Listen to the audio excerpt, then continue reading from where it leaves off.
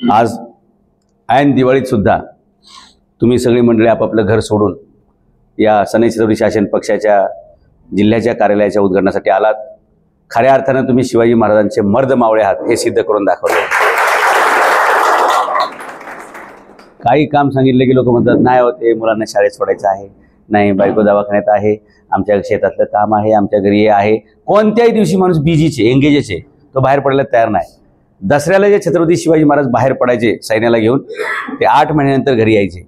शिवाजी महाराज कधी दिवाळीला घरी नव्हते, मग मी त्यांचा मावळा घरी कसा असेल, म्हणून मी ऐन दिवाळीत पण वेळ दिलेला आहे। नाही तर लोकांना असं वाटतं ना दिवाळी म्हटलं की घरी फक्त करंज्या लाडू कापण्या खायच्या।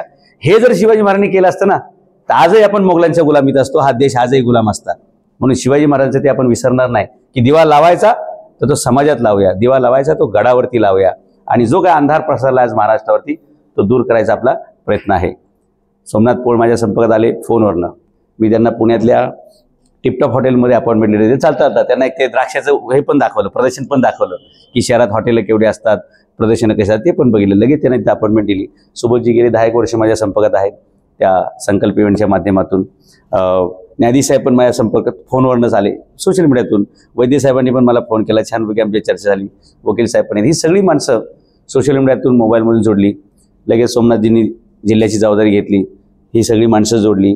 मग सुबोधजींची आमची सहज चर्चा झाली। गेल्या वेळी मी आलतो दौऱ्यावरती आणि माझ्या लक्षात आलं की ह्या औरंगाबादमध्ये, ह्या संभाजीनगरमध्ये खूप मोठं पोटेन्शियल आहे। 138 नगरसेवकच्या जागा आहेत, 138, आणि Aurangabad is a city of gates, आणि Maharashtra is a state of Diwali भेट्स। परवा मी मंत्रालयात होतो, सगळीकडे असे गट्टेच्या गट्टे येत होते, बॉक्स बॉक्स येत होते, खूप वेगळी परिस्थिती असते। आणि दिवाळीत हा कार्यक्रम करायची की नाही असा प्रश्न आपल्या सगळ्यांसमोर होता की दिवाळीत लोक येतील का। आज इथल्या सगळ्या खुर्च्या भरलेल्या आहेत, अगदी असं प्रफुल्लित वातावरण झालेलं आहे की इथे शेकडो लोक दिवाळीच्या सणाच्या दिवशी संध्याकाळच्या वेळी इथे येतात। म्हणजेच काहीतरी या शहरातील नागरिकांना परिवर्तन हवंय, बदल हवंय, आणि त्या बदलाची सुरुवात म्हणजे नियतीनं माझ्यासारख्या माणसाला राजकारणात आणलं आणि मला पक्ष काढावा लागला, आणि तो मी छत्रपती शिवाजी महाराजांच्या नावानेच काढला, कारण आपण त्यांच्याच विचाराने पुढे जाणार आहोत। आम्हाला दुसऱ्या कुठल्याही विचाराची गरज नाही। 18 पगड 12 बलतार जातीचे लोक, गरीब लोक, हातावरचं पोट असणारे लोक, त्यांना शिवाजी महाराजांनी लढण्याची प्रेरणा दिली आणि मोगलांना या देशातून हुसकव लावून भूमिपुत्रांचं राज्य निर्माण केलं। आज सुद्धा आपल्यावर मोगलांचंच राज्य आहे ना। मोगलांचं राज्य म्हणजे भ्रष्टाचारांचं राज्य, मोगलांचं राज्य म्हणजे घराणेशाहीचं राज्य। शिवाजी महाराज ह्याच्याच विरोधात लढले होते, आणि म्हणून आपण पहिलं भ्रष्टाचाराच्या विरुद्ध पाऊल उचललेलं आहे, आपण घराणेशाहीच्या विरोधात लढणार आहोत। आणि घराणेशाही आली म्हणजे दादागिरी आली, लक्षात घ्या। एकाच कुटुंबातील लोक पुन्हा पुन्हा आमदार, खासदार, नगरसेवक होतात ना, मग ते कोणाला मोजत नाहीत, मग ते दादा बनतात, भाई बनतात। म्हणजे ज्याला खाजगीमध्ये भाई म्हणतात त्याला राजकारणात भाऊ म्हणतात, लक्षात घ्या। खाजगीमध्ये ज्याला गुंडा म्हणतात त्याला राजकारणात दादा म्हणतात, हे तुम्ही समजून घ्या। खाजगीत ज्याला डॉन म्हणतात त्याला राजकारणामध्ये अण्णा म्हणतात, हे तुम्ही समजून घ्या। खाजगीत ज्याला हरामखोर म्हणतात त्याला तुम्ही काय नाव द्यायचे तुम्ही बघून घ्या। हे असं हे राजकारणामध्ये असं सगळं हे आहे, त्याला कोड वर्ड्स असतात काही, म्हणजे खूप वेगळ्या पद्धतीचं असते। मग अशी मॅडमने सांगितल्याप्रमाणे की जर 4 चोर उभे असतील तर कोणाला मत द्यायचं आम्ही। आणखी एका वक्त्यांनी पण सांगितली जर 4 चोर उभे असतील तर त्यातल्या कमीत कमी जो चोरी करू शकेल, असं तुमचा जो समज आहे, जो नंतर गैरसमजातच परिवर्तन होतो की हा तर जास्तच चोर निघाला, असं करत करत आपण 75 वर्षे पार केली। एकापेक्षा सरस चोर आपण बघितलेले आहेत, एकापेक्षा सरस लुटारू आपण बघितलेले आहेत। अगदी तुम्हाला सांगतो ना, मी ज्यावेळी ह्या सगळ्या गोष्टीमध्ये उतरलो, माझ्या लक्षात आलं की हे प्रशासकीय अधिकारी म्हणजे भ्रष्टाचाराचं एक मोठं कुरण आहे। एका IIT नाही बरं का, ITIच्या प्राचार्याने आयटम नंबर 239 नंबरचं काही त्यांचं खरेदीचं वस्तू असेल, 1200 रुपयाची वस्तू होती, किती रुपयाला खरेदी केली असेल विचारणारं कोणी नाही म्हणून बरं का, जनता विचारत नाही जाऊन ही वस्तू कितीला, 1200 रुपयाची वस्तू कितीला खरेदी केली असेल। मी व्हिडिओमध्ये कागद दाखवलाय त्याचा, त्याला घामच फुटला होता की कागद कुठून आला, आणि मी रक्कम सकट सांगतोय, आकडा सकट सांगतोय की हे वस्तू नंबर किती, 1200 रुपयाची वस्तू कितीला खरेदी होऊ शकते, 64,000 रुपयाचं बिल आहे। जी वस्तू बाजारात 1200 रुपयाची आहे ती 64,000ची, आणि ऑडिटला पण ऑब्जेक्शन नाही, ऑडिटवरती पण सही झाली। असा सगळा कार्यक्रम चालू आहे आमच्याकडे, आणि फक्त पिंपरी चिंचवडमध्ये नाही, अख्ख्या महाराष्ट्रात, अख्ख्या भारतात हेच काम चालू आहे। आणि जनता काय आपली, नाही आपल्याला काय करायचं त्याचं, ते काय सरकारचे पैसे खातोय ना, आपलं कुठे जातंय. पण सरकार म्हणजे कोण? तलाठी तुमच्याकडून जे पैसे मागतो तेच तिकडे जातात ना. लाईट बिल जे वाढवून आलं तेच तिकडे जातात ना. रस्त्यात जे खड्डे पडलेत तेच तिकडे जातात ना. अहो, जेवढे दरवर्षी हे दुरुस्ती खर्च करतात ना, तेवढ्यात तर आपण चंद्रापर्यंत जाणारा रस्ता बनवू शकतो, सिमेंटचा आणि डांबराचा. आमच्याकडे लुटारू आयुक्त नेमला होता मुख्यमंत्र्यांनी, सोबत 2 उपमुख्यमंत्री पण. मी कोणाला काही सोडत नाही, जे आहे ते खरं ते सांगतोय. कारण एखादा कमिशनर, तुम्हाला कायदा माहीत असला पाहिजे म्हणून सांगतो या गोष्टी, कोणत्याही महानगरपालिकेचा कमिशनर नेमायचा असेल तर 3 लोकांच्या सह्या लागतात. 1 मुख्यमंत्री, 2 नगर खात्याचे, नगरविकास खात्याचे जे मंत्री असतील ते, आता उपमुख्यमंत्री आहेत, म्हणजे जो कोणी नगरविकास खाते असेल त्याची सही लागते, आणि 3रं त्या जिल्ह्याच्या पालकमंत्र्याची लागते. मग आता सांगा, चोरीमध्ये कोण कोण सामील नाही? कोण कोण सामील नाही? मी असं विचारत नाही कोण कोण सामील आहे, कोण कोण सामील नाही. आता आमच्या पुण्यात तर बघा, मुख्यमंत्र्याची सही आहे, नगरविकास शिवसेनेकडे आहे, आणि पालकमंत्री राष्ट्रवादीचे आहेत. कोण नाही चोरीत? आता ह्याचा प्रकार असा आहे की हा कमिशनर त्याच्या घरी जनसेट बसवला, जनसेट 3 लाख रुपयाचा जनरेटर सेट बसवला की लाईट गेली ते असावं, आणि ते जनरेटरला दुरुस्त करण्याचं वार्षिक बिल आहे 8,45,000 रुपये. नवीन कितीला येतोय? 3 लाखाला. दुरुस्तीचा खर्च किती आहे? म्हणजे हे असं झालं 10 लाखाची गाडी आणि 25 लाखाचे टायर.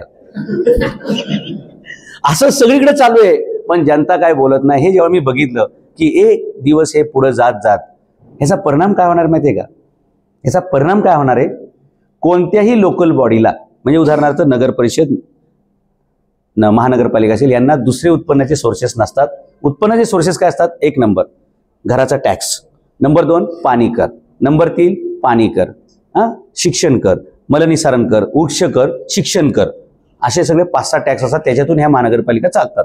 ज्यावेळी ह्या महानगरपालिका कर्जबाजारी होतात किंवा हे अधिकारी खर्च करतात, त्याचा परिणाम काय होतो? आमच्याकडे पिंपरी चिंचवड महापालिका ही एके काळातली आशिया खंडातली सर्वात श्रीमंत महानगरपालिका. 6,000 कोटीची एफडी होत्या, डिपॉझिट्स होत्या, ज्याचं बँकेचं व्याज मिळायचं 600-800 कोटी वर्षाला, बरं का. ते 6,000 कोटी संपवून 22,000 कोटीचं कर्ज आहे. 22,000 कोटी भागिले 5 लाख टॅक्स पेअर आहेत. टॅक्स पेअर म्हणजे इन्कम टॅक्स, जीएसटी नाही, ज्याची घरं आहेत त्याला म्हणायचं टॅक्स पेअर. पालिकेचा टॅक्स पेअर असतो ज्याच्या मालकीचं घर किंवा दुकान आहे, तो प्रॉपर्टी टॅक्स. ओके, 22,000 कोटी भागिले 5 लाख केले तर प्रत्येकाला 4.5 लाख रुपयाचा दंड आहे. ज्याचं ज्याचं घर आहे त्याला 4.5 लाख रुपये भरायचे आहेत. आणि जर ते 5 वर्षाच्या हप्त्यामध्ये डिवाइड केले ना, तर त्याची अमाऊंट येते दर महिन्याला 10,000 रुपये. म्हणजे 12×5 = 60. 60 महिन्यात तुम्हाला 6 लाख रुपये भरायचे. कोणाच्या चुकीचे? चूक कोणाची आहे? भ्रष्टाचार कोणी केलाय? कमिशनरने केलाय, उपायुक्तांनी केलाय, अधिकाऱ्यांनी केलाय, इंजिनियरने केलाय. पण कपडे कोणाचे फाटणार आहेत? नागरिकांचे. का फाटणार आहेत? कारण त्यांनी कधी जाऊन विचारलंच नाही की हे अनावश्यक उधळपट्टी कशासाठी, हा खर्च कशासाठी, हे विचारलंच नाही त्यांनी. आणि ते त्यांनी विचारावं म्हणून मी विचारपूर्वक त्या त्या ठिकाणी जाऊन व्हिडिओ काढतो. तसे व्हिडिओ चालणार नाहीत. मी स्पॉटवरतीच जातो, ते गट्टूच हातात घेऊन दाखवतो, ते सिमेंटच हातात घेऊन दाखवतो, तो कागदच हातात घेऊन दाखवतो, जेणेकरून हा सूर्य आणि हा जयद्रथ आरोप करायचा नाही, डायरेक्ट पुरावा द्यायचा. मग ती सगळी बोलती बंद होती.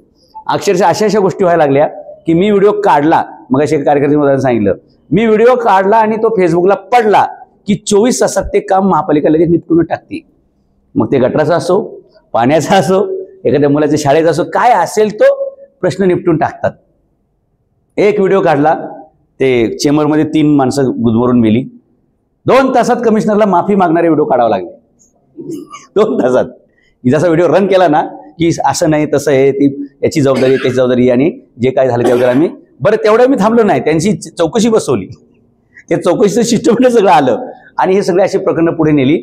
7 तारखेला मुख्यमंत्र्यांनी त्या माणसाला हाकलून दिला, त्याला ट्रान्सफर करून टाकला, बदली रातोरात करावं लागलं. कारण जर हे प्रकरण असंच पुढे चाललं तर लोक आणखी शहाणे होतील आणि सगळं उडेल. जे मी पिंपरी चिंचवड महापालिकेबद्दल बोलतोय तेच संभाजीनगर महापालिकेत आहे, तेच पुणे महापालिकेत आहे, तेच ठाणे महापालिकेत आहे, तेच मीरा भाईंदरमध्ये आहे. जिथं जिथं प्रशासक राज आहे तिथे तर सगळी लूट झालेली आहे. त्याचा भावी परिणाम असा होणार आहे की आपल्या शाळा विकल्या जाणार आहेत, आपली मैदानं खालसा होणार आहेत, आपले दवाखाने विकले जाणार आहेत, इवन पुढे गाड्यांना असा टोल टॅक्स लावणार आहेत आता तुम्ही ज्यावेळी रस्त्यावर जाता ना, तर ते गेट पास केलं की तुम्हाला टोल भरावा लागतो, 50, 100, 200, 500 काय असेल ते. पुढे येणारा टॅक्स असा नसणार आहे. तुम्ही घराबाहेर पडल्याबरोबर तुमचा टॅक्स सुरू होणार आहे, पर किलोमीटर लावणार आहेत. ही कॉस्ट कशामुळे आली की पुन्हा पुन्हा खड्डे, पुन्हा पुन्हा रस्ते हे दुरुस्ती करतात. त्याची जी बिल आली अफाट ना, जसं 3 लाखाचा जनरेटर आणि 8.5 लाखाचं बिल, तसं 10 कोटीचा रस्ता आणि दुरुस्तीवर 40 कोटी. हे असं सगळं प्रकरण आहे, सगळं चालू आहे आणि सगळ्याच बाबतीत चालू आहे. मग तुमचं पाण्याचं बिल वाढणार, लाईटचं बिल वाढणार. तुम्ही ऑब्झर्व केलं असेल, 3 वर्षापूर्वी येणारी लाईट बिल 500 असेल तर आज तुम्हाला 2000 रुपये बिल येतं. कुठून येतं बरं हे? प्रॉपर्टी टॅक्स 5 वर्षापूर्वी तुम्हाला समजा 6000 रुपये वर्षाला येत असेल घराचा, आता तो जवळपास 15 ते 18,000च्या दरम्यान. कसं झाला? हे सगळं करप्शनमुळे झालं. आणि म्हणून करप्शनच्या विरोधात आपण मोहीम उघडली. खूप नागरिकांनी त्याला प्रतिसाद दिला. महाराष्ट्रामध्ये सगळे अधिकारी जे सोमनाथजी घाबरायला लागले त्याला 3च कारण आहेत. एक, हालचाल रजिस्टर कुठे आहे, म्हणजे साहेब कुठं बोंबलत फिरायला गेलाय ते तपासायचं. नंबर 2, फिरस्ती रजिस्टर नोंद करून गेलाय का साहेबाकडं, वरिष्ठाकडं. एकदा मी एकाची हजेरी घेतली, ते म्हणले साहेब मंत्रालयात गेलेत. म्हणजे मंत्रालयात गेले म्हणजे समोरचा घाबरेला असा त्यांचा समज होता. पण हा पट्ट्या मंत्रालयात फिरणार आहे, मंत्रालयातले पण व्हिडिओ काढणारा माणूस आहे. म्हणजे ते मंत्रालयात गेलेत तर मला ते फिरस्ती नोंद दाखवायची की कोणत्या कामासाठी गेलेत. बरं, त्या फिरस्ती रजिस्टर म्हणजे हे असतं बरं का, कोणत्या कामासाठी गेलेत, कधी गेलेत, किती किलोमीटर प्रवास केलाय, कधी परत आले आणि कोणाच्या परवानगीने गेले. जाताना पण सही लागते, येताना पण सही लागते. यांचं काहीच नव्हतं, रजिस्टर कोरस होतं. अशा चोऱ्या मी पकडल्या. आणि तिसरी एक फिरस्ती रजिस्टर आणि हालचाल रजिस्टर, आणि तिसरं मी GR. बऱ्याच ठिकाणी म्हणजे कंपल्सरी आहे पंचिंग असलं पाहिजे, पण अजूनही ऑनलाईन पंचिंग नसते. म्हणजे साहेब कधी येऊ शकतात, साहेब कधी जाऊ शकतात, काम न करता पगार घेऊ शकतात, रिटायर झाल्यावर पेन्शन घेऊ शकतात. तुम्ही टेन्शन घ्यायचं. साहेब बाहेर गेलेत, मिटिंगला गेलेत, व्हिडिओ कॉन्फरन्समध्ये. तुम्हाला एक किस्सा सांगतो, व्हिडिओ कसं काम करतात. त्या आपल्या संभाजीनगर जालना परिसरातला कोणतरी कार्यकर्ता होता, तो एका तहसीलदाराकडे व्हिडिओ काढायला गेला. त्याचं काय काम होतं मला काय माहीत नाही, अननोन माणूस आहे माझ्यासाठी. तर तो तिथे गेला आणि ते तहसीलदाराचा व्हिडिओ काढायला लागला. तर तहसीलदार म्हणला, अरे ते माझी VC चालू आहे, तू नंतर ये, नंतर बोल, काय ते बघू आपण. हे ग्रामीण भागातलं होतं, गावठी. याला VC म्हणजे काय कळलंच नाही. ह्याला वाटलं काहीतरी असेल चालू, पण मी आलोय तर मी व्हिडिओज काढणार वगैरे, त्याला कॉन्फिडन्स आलता. तर VC म्हणजे व्हिडिओ कॉन्फरन्सिंग, म्हणजे आमची कलेक्टर असतील किंवा वरिष्ठ अधिकारी असतील यांच्यावर व्हिडिओवरनं चर्चा चालू आहे, मिटिंग चालू आहे. ह्याला काय कळलं नाही, हे शूटिंगच करत बसलं. आता हे त्याला राग येण्यासारखी गोष्ट झाली की त्याचे वरचे त्याला विचारणार, तू मध्येच काय हे तुझं चालू आहे, त्यापेक्षा स्क्रीनवर का नाही आहे. त्याला आला राग. त्यांनी शिपाई बोलवले, कर्मचारी बोलवले, म्हणजे हा काय ऐकत नाही, ह्याला बंद करा. आणि बाजूच्या एका रूममध्ये त्याला कोंडला. त्याला त्याच्या मित्रांना बाहेरून घेतली कडी लावून, बरं का. आता त्याचा परत मला फोन, साहेब तुमच्यासारखा प्रयोग करायला गेलो पण अंगलट आलं. तहसीलदारने मला आतमध्ये कोंडले, मी काय करू. म्हणलं काय नाही, तू तहसीलदारला काय बोलूच नको आता, कारण त्याची VC संपसपर्यंत तो काय दरवाजा उघडणार नाही. तुझ्यासाठी दुसरा दरवाजा आपण चालू करू. कडी बाहेरून तशीच आहे का, तुला आतमध्येच कोंडलेलं आहे का. म्हणलं हा, मला कोंडलेलं आहे. म्हणलं एक काम कर, 112 डायल कर, तूच पोलिसांना बोलव आणि पोलिसांना सांग की माझं अपहरण झालेलं आहे, ताबडतोब माझी सुटका करण्यात यावी, नाही तर माझ्या जीवेचं काय बरं वाईट झालं तर तुम्ही जबाबदार. आणि 112ला केलेला प्रत्येक कॉल हा रेकॉर्ड होतो, लक्षात घ्या. तुम्ही कॉल केल्याबरोबर ते लोकेशन तुमचं GPS घेतं, तुमचा प्रत्येक शब्द रेकॉर्ड होतो. जसं अपहरण झालंय, माझा जीव धोक्यात असं म्हणल्यानंतर पोलिसांची गाडी व्हाव व्हाव करतच तहसील कार्यालयात आली. कोणी फोन केलाय तर म्हणला, मी आतमध्येच साहेब, अजून मला बंद केलेलं आहे, बाहेरून कडी आहे. आता बाहेरून कडी आहे, प्रूफ झालं, पुरावा झाला की ह्याला अपहरण झालेलं नाही. तिथून याला जबरदस्ती उचलून ह्या रूममध्ये कोंडलं तरी होतं बरं का. एखादा माणूस तुमच्या गाडीत तुम्ही लिफ्ट दिली, उद्या त्यांनी स्टँड बदलला की माझं अपहरण करून हे गाडीत घेऊन चालले होते, गुन्हा दाखल होईल बरं का. म्हणून अनोळखी माणसांना लिफ्ट देऊ नका, असं गडबड होऊ शकते.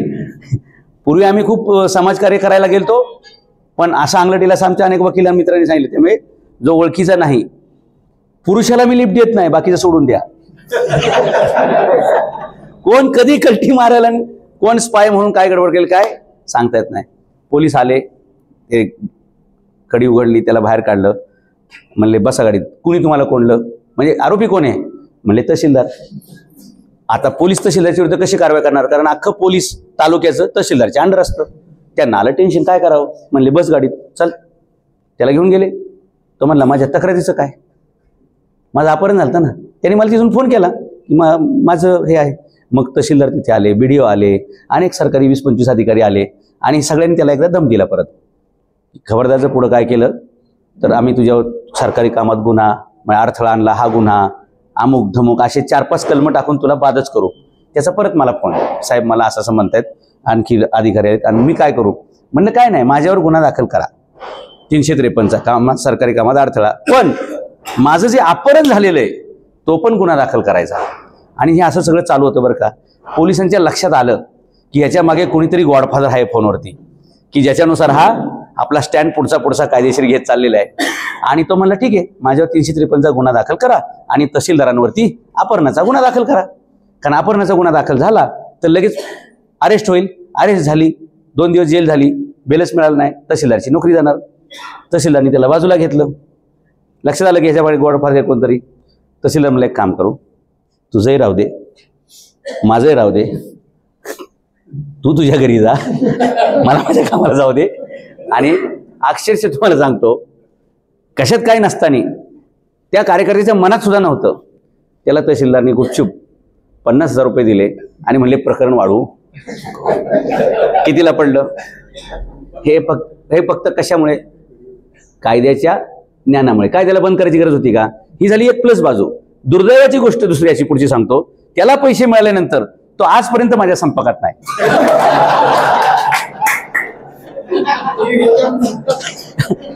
हे केवढं मोठं दुर्दैव आहे.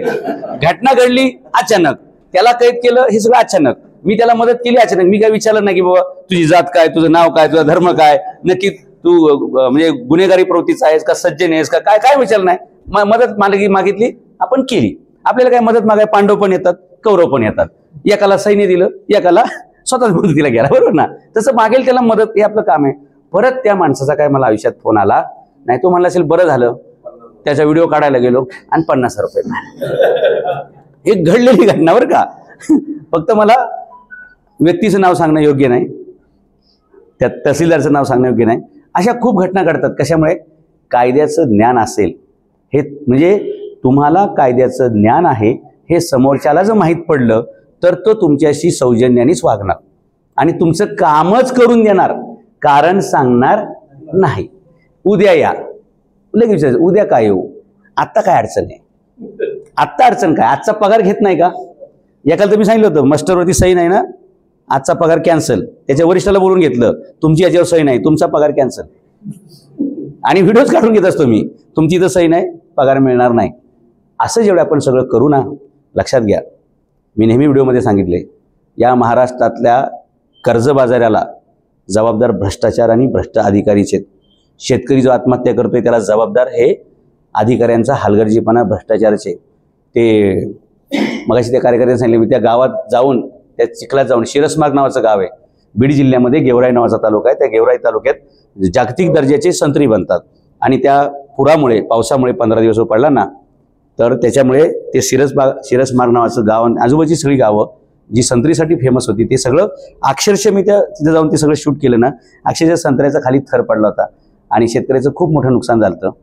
आणि मग मी तिथं गेल्यावर त्यांना विचारलं, कोण आहेत पंचनामा करणारे. म्हणले तलाट्यांचं नाव आहे टकले. म्हणलं द्या नंबर.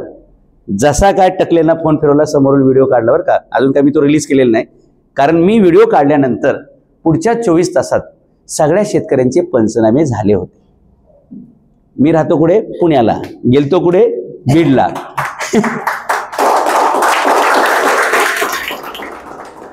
आणि जसं त्यांचा पंचनामा करून दिला की नाही, आज महाराष्ट्रातला कोणतंही खातं असेल, ते SRA असेल, म्हाडा असेल, PWD असेल, कोणतंही ते खातं आपला बिल्ला बघितला, आपलं नाव बघितलं, कामच करतंय.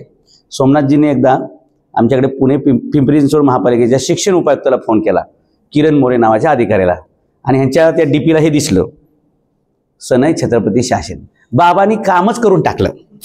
पुढचे प्रश्नच विचारले नाहीत, काय कसं कुठे, लोगो बघितला, कामच केले. ही ताकद कशामुळे उभी राहते की आपला कार्यकर्ता, आपल्या पक्षाचा अध्यक्ष हा प्रामाणिक आहे आणि तो पैशासाठी हे करत नाही. काही लोक व्हिडिओ काढतात आणि नंतर डिलीट करतात. लक्षात घ्या, 2, 4, 5 लाख रुपये त्या व्हिडिओचे मिळतात डिलीट केल्यामुळे, पण तुमची क्रेडिट संपते आणि ती क्रेडिट संपली ना की तुमचं फ्युचर संपलं. मी एका PMRDच्या कमिशनरचा व्हिडिओ काढल्यानंतर IAS ऑफिसर होता, खूप जोराचं भांडण झालं होतं. तो म्हणला तुमचा आतापर्यंत आहे ना छोट्या मोठ्या माणसाशी पंगा पडलाय. मी IAS आहे, मी कमिशनर आहे. म्हणलं मग काय झालं, कमिशनरवर गुन्हा दाखल होत नाही का?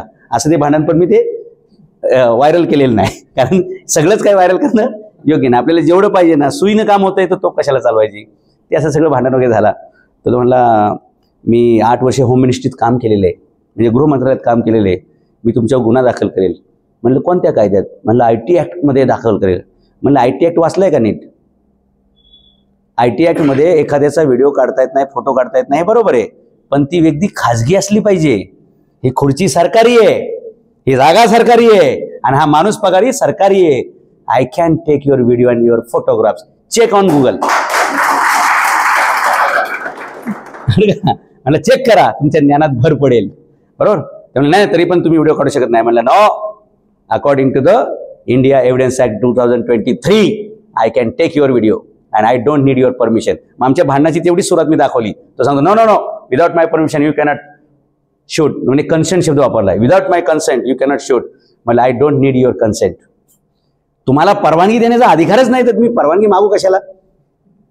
आणि असं ते सगळं भांडण झालं. व्हिडिओ लॉन्च केल्याबरोबर मुंबईतल्या एका मोठ्या बिल्डरचा फोन की साहेब तेवढा तो व्हिडिओ डिलीट करा, त्यांच्या भावाचा फोन आलाय वगैरे, संध्याकाळी आपण भेटू, काय असेल ते चर्चा बिर्चा करू. चर्चा म्हणजे कळलं तुम्हाला, पण तेवढा व्हिडिओ डिलीट करा. म्हणजे व्हिडिओ डिलीट होत नाही, एकदा टाकला की टाकला. असे खूप काही गोष्टी झाल्यामुळे आता मंत्रालयापासून ते पालिकेपर्यंत आणि तलाट्यापासून ते तहसीलदार जिल्हाधिकाऱ्यांपर्यंत सगळ्यांना माहीत पडले की हा माणूस व्हिडिओ काढतो, कायदेशीर चौकटीत काढतो आणि आपल्याला कायदेशीर एक्सपोज करतो. त्यामुळे म्हणून सनई छत्रपती शासन पक्षाचं नाव सांगितलं कार्यकर्त्यांनी की त्यांच्या लक्षात येतं की आपल्याला नोकरी जाऊ शकते. लक्षात घ्या, कोणत्याही सरकारी कर्मचाऱ्यांनी जर 10 रुपयाची वस्तू 12 रुपयाला जरी खरेदी केली तरी त्याला तरी त्याला IPC सेक्शन 239 किंवा 439 वगैरे आहे, त्यानुसार 10 वर्षाची शिक्षा आहे. आणि म्हणून भ्रष्टाचाराविरुद्धची आपली लढाई आपण जे पुढे बुलंद करू ना, त्याला काही दाखलेत. लालू प्रसाद यादव मुख्यमंत्री असताना जेलमध्ये गेलते, जयललिता मुख्यमंत्री असताना जेलमध्ये गेलते. मग हे कमिशनर कुठे राहणार आहेत? सगळे जेलमध्ये ठोकणार आहे. आपण सगळे करप्ट अधिकारी आपण मोजून जेलमध्ये टाकू, कारण यांच्यामुळे लोकांना 2-2, 5-5, 10-10 लाख रुपये एक्स्ट्रा भरायची वेळ आली. आणि याचा परिणाम काय झालाय? लोकांचे ग्राउंड गायब आहेत, लोकांची मैदानं गायब आहेत, जनतेची, लोकांचे दवाखाने गायब आहेत, लोकांच्या शाळा गायब आहेत. आपले कितीतरी सरकारी प्रॉपर्टीज आज ह्यांनी प्रायव्हेट लोकांच्या घशात घातलेल्या आहेत. हे सगळं आपल्याला वाचवायचं आहे. थोडक्यात मला असं म्हणता येईल की आपण जो लढा सुरू केलेला आहे तो एक नवीन स्वराज्य निर्माण करण्याचा लढा आहे.